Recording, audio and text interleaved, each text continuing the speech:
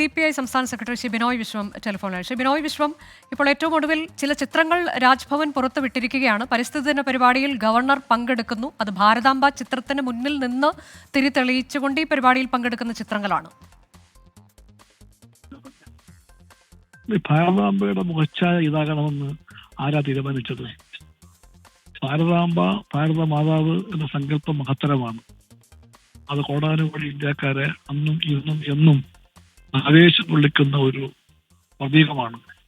ആ പ്രതീകത്തിന് RSS കൽപ്പിക്കുന്ന മുഖച്ഛായ തന്നെ വേണമെന്ന് ആദരണീയനായ ഗവർണറെ പോലെ ഒരാൾ സാക്ഷ്യം പിടിക്കുമ്പോൾ ഞാൻ പറയട്ടെ, അത് വളരെ വളരെ ഖേദകരമാണ്. RSSന്റെ മുഖച്ഛായ തന്നെ പറ്റുള്ളൂ ഭാരത മാതാവിന്? അല്ലെങ്കിൽ RSSന്റെ ശാഖയിൽ ഉയർത്തുന്ന കൊടി തന്നെ പിടിക്കണമോ ഭാരത മാതാവ്? ആ മാതാവിന്റെ ഇരിപ്പിടം ഒരു സിംഹമാകണമെന്ന് വാശി പിടിക്കണോ ഒരു ഗവർണർ? ഇതെല്ലാം നമ്മൾ കാണുമ്പോൾ അത്ഭുതപ്പെട്ടു പോവുകയാണ്.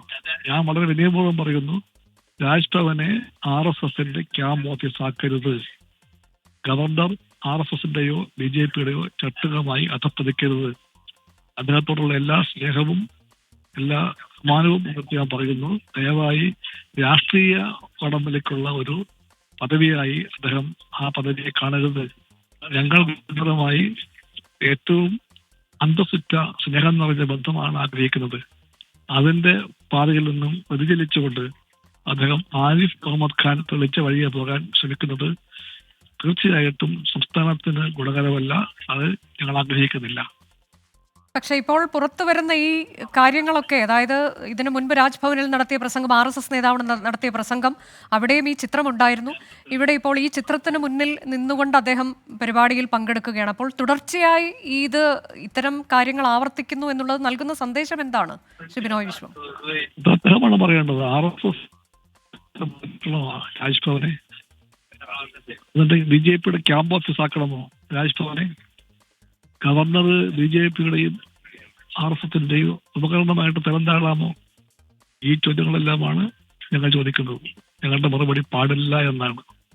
അതുകൊണ്ട് ഈ തെറ്റായ മാർഗം സ്വീകരിച്ചുകൊണ്ട് ഭാരതാംബയ്ക്ക് RSSന്റെ അതേ കൽപ്പന പ്രകാരമുള്ള മുഖച്ഛായ തന്നെ വേണമെന്നും ആ ഭാരതാംബ പിടിക്കുന്ന കൊടി RSSന്റെ ശാഖയിലെ കൊടിയാകണമെന്നും ആ ഭാരതാംബ ഇരിക്കുന്നത് സിംഹത്തിന്റെ പുറത്തെ പറ്റുമെന്നും എല്ലാം ഉള്ള വാദങ്ങൾ അങ്ങേയറ്റം തെറ്റാണ്. അങ്ങനെ ഒരു ഭാരതാംബയെ ഇല്ല.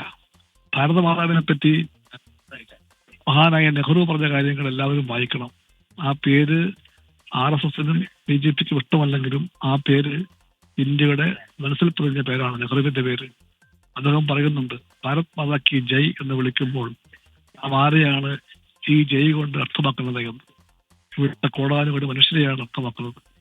ഇന്ത്യയിലെ കോടാനുകോടി സ്ത്രീ പുരുഷന്മാർ, ഇവിടുത്തെ പ്രകൃതി, ഇവിടുത്തെ പുഴകൾ, ഇവിടുത്തെ കായൽ, ഇവിടുത്തെ കടൽ, ഇവിടുത്തെ മലകൾ, ഇവിടുത്തെ മണ്ണ്, ഇവിടുത്തെ കാട്, ഇതിനെല്ലാം അടങ്ങുന്ന ഒരു വലിയ നമ്മൾ ഭാരതമാണെന്നാണ് നെഹ്റു പറഞ്ഞത്.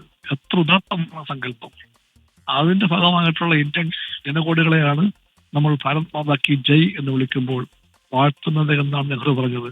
ആ ഉദാത്തമായ സങ്കല്പത്തിന്റെ സ്ഥാനത്ത് വളരെ വളരെ തെറ്റായ രീതിക്ക് ഇന്ത്യക്കറിയാത്ത ഏതോ ഒരു ഭൂപടം വെച്ചുകൊണ്ട് ആ ഭൂപടത്തിന്റെ പശ്ചാത്തലത്തിൽ ഒരു RSS തവയുടെ കൊടി പിടിച്ചുകൊണ്ട് ഒരു പുറത്തിരിക്കുന്ന ഒരു സ്ത്രീയുടെ പടം വെച്ചാൽ ഇതാണ് ഭാരതാംബ, ഇതാണ് ഭാരതമാതാവെന്ന് ഏതെങ്കിലും കാര്യാലയം കൽപ്പിച്ചാൽ ആ കൽപ്പനകൾ ഇറങ്ങാൻ ഇന്ത്യൻ ജനതയുടെ ദേശസ്നേഹത്തിന് കഴിയുകയില്ല.